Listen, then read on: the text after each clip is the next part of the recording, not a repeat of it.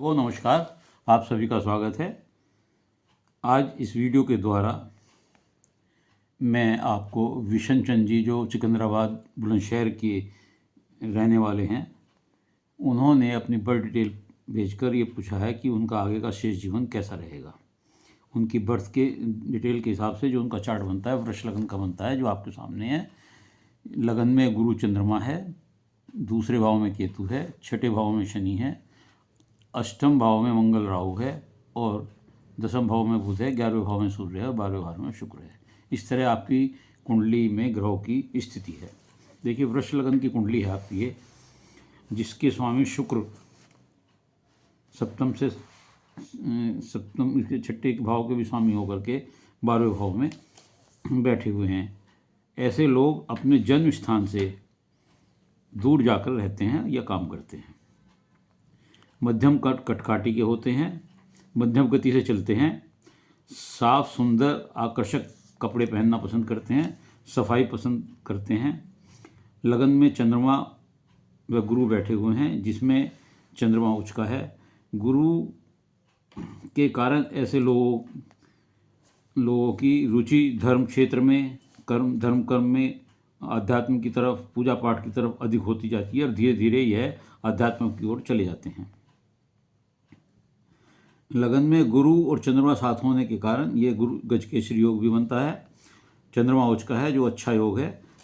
ऐसे लोग बुद्धिमान और दीर्घायु होते हैं, अच्छी उम्र पाते हैं और नौकरी में तरक्की करते रहते हैं। दयावान, विवेकशील होते हैं। गुरु की पांचवी दृष्टि है संतान भाव पर, पंचम भाव पर। सातवीं दृष्टि है पत्नी भाव और दैनिक रोजगार के भाव पर और नवीं दृष्टि है भाग्य स्थान पर। तो पंचम दृष्टि जब इसका गुरु की पंचम भाव पर जो संतान के बारे में होती है, तो इससे ऐसे लोगों की संतान अच्छी, होशियार, इंटेलिजेंट होती हैं। पत्नी भी धार्मिक आस्था वाली होती है। सातवीं दृष्टिकोण की पत्नी स्थान पर पड़ रही है और नवीं दृष्टि से भाग्य स्थान है कि भाग्योदय कब होगा। ऐसे लोगों का भाग्योदय 16/17 साल में होता है। वह उसके बाद 34 से 36 साल के बीच में इनका भाग्योदय होता है। दूसरे भाव में केतु बैठे हुए हैं, जिससे ऐसा लगता है कि ऐसे लोग तेज मिर्च मसाले के खाने के शौकीन होते हैं। कुछ हद तक सेल्फ सेंटर्ड भी बन जाते हैं तथा आँख व भौं अथवा माथे के पास, चेहरे पर कोई कटका या चोट का निशान होने की संभावना होती है, लेकिन उससे चेहरे की सुंदरता खराब नहीं होती। केतु विरक्ति भाव की सोच देता है, अच्छा थोड़ देता है तथा अष्टम भाव, यहाँ से बैठकर अष्टम भाव पर इसकी दृष्टि पड़ती है, जिस कारण केतु के कारण कमर में दर्द, स्पाइनल कॉर्ड में प्रॉब्लम, हड्डियों में दर्द वगैरह की शिकायत ये देता है। छठे भाव में शनि उच्च के बैठे हुए हैं, जो छठे भाव में शत्रु स्थान होने के कारण उसे शत्रु का नाश करते हैं। शत्रु आपका कुछ नहीं बिगाड़ सकते और ऐसे लोगों का भाग्योदय थोड़ा सा शनि की वजह से देरी से होता है। ऐसे लोग अंतिम समय में शनि के कारण, यहाँ दृष्टि पड़ रही है, तो विदेश में स्थायी रूप से रहने की स्थिति बन जाती है। ऐसे लोगों की अंतिम समय में, अपने जीवन के अंतिम काल में ऐसे लोग विदेश में निवास करने लगते हैं।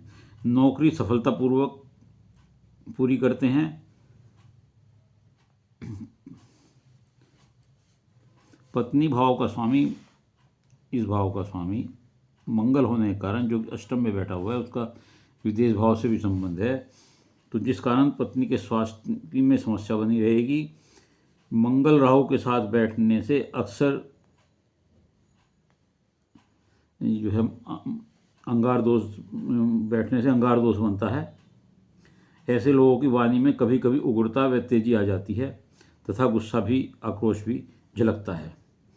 आठवें भाव में अंगार दोष के कारण या मंगल और राहु के कारण किसी दुर्घटना होने के संकेत भी मिलते हैं तथा राहु मंगल अचानक भाग्योदय भी करते हैं और धन लाभ या विरासत से वसत से जायदाद भी दिलाते हैं, संपत्ति भी दिलाते हैं।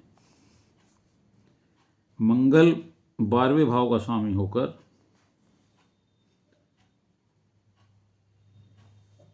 यहाँ बैठा हुआ है, अष्टम में बैठा हुआ है, इस कारण भी विदेश से ऐसे लोगों का संबंध बना रहेगा। 10वें भाव में बुध है जो शनि की कुंभ राशि में बैठा हुआ है। ऐसे लोग फैक्ट्री, कंपनी या बैंकिंग क्षेत्र में अकाउंट से जुड़े रहते हैं, जिससे धन अर्जित भी होता है।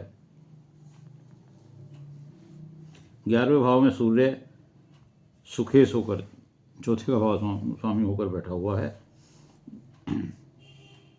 जिससे ऐसे लोगों का अपना भवन और वाहन और भवन का सुख होता है। इन्हें शुक्र 12वें भाव में आपको दयालु, मदद करने वाला बनाता है, सॉफ्ट हार्टेड बनाता है तथा धन धान्य की वृद्धि करता है और कभी धन की कमी नहीं होने देता शुक्र यहाँ बैठ करके।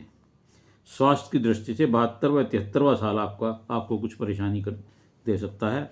कुल मिलाकर भविष्य आपका सुखद है, शांतिपूर्वक ठीक ठाक व्यतीत होगा, चिंता करने की कोई आवश्यकता नहीं है। उम्मीद है आपको अपने प्रश्न का उत्तर मिल गया हुआ है। यदि आपको ये वीडियो अच्छी लगी हो तो इसे लाइक करिएगा, शेयर करिएगा और कमेंट्स बॉक्स में जाकर अपने विचार लिखिएगा। इसके अलावा यदि किसी और का कोई प्रश्न हो तो वह मेरे चैनल को सब्सक्राइब करते हुए अपना प्रश्न अपनी डिटेल के साथ भेज सकता है, उत्तर अवश्य दूंगा। धन्यवाद।